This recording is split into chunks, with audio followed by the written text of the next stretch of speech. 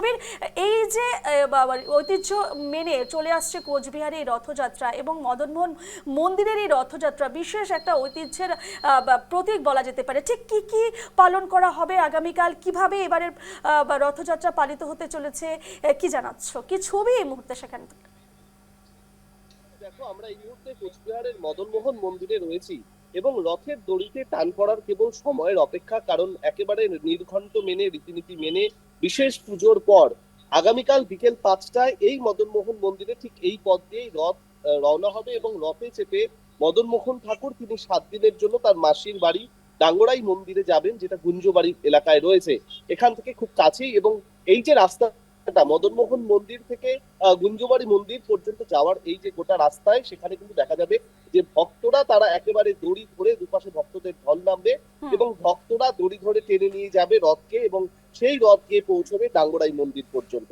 এবং সেখানে কিন্তু 7 দিন বিশেষ পুজো হবে মদনমোহন ঠাকুরের, বিশেষ ভোগ, পুজো, কীর্তন সবটাই চলবে। এবং এই যে 7 দিন, এই 7 দিন কিন্তু কোচবিহারের মদনমোহন মন্দিরে যে আসনে মদনমোহন ঠাকুরের পুজো হতো, সেখানে এই বড় বাবা কিন্তু যখন চলে যাবে 7 দিনের জন্য মাসি বাড়িতে, তখন কিন্তু 7 দিন ছোট বাবার পুজো হবে। এবং এই ছোট বাবা, ছোট মদনমোহন ঠাকুর, এবং সেই মদনমোহন ঠাকুরে কিন্তু আবার শয়ন হবে। এবং ঠিক এটাই কিন্তু রাজামলের রীতি, এবং রাজামলের এই যে রীতি সেটা মেনেই এই সংস্কৃতি হয়ে আসছে। এবং এই ঐতিহ্যের টানেই কিন্তু মূলত ভক্তরা ছুটে আসেন, এবং রথের দিন একটা আলাদাই পুজো হয়। খুব কাছ থেকে মদনমোহনের ঠাকুরকে, বিগ্রহকে খুব কাছ থেকে দেখার সুযোগ পান ভক্তরা, এবং সে কারণেই কিন্তু ভক্তদের ঢল নামে।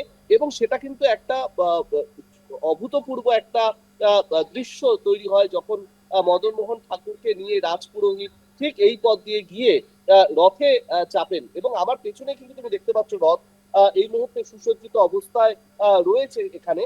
এবং এই রথে চেপে কিন্তু মদনমোহন ঠাকুর আগামীকাল বিকেল 5টায় রওনা হবে এই হুম মদনমোহন মন্দির থেকে হুম তার মাসির বাড়ির পথে। বেশ বেশ, ধন্যবাদ প্রবীর, তোমাকে এই মুহূর্তে ধন্যবাদ জানাচ্ছি।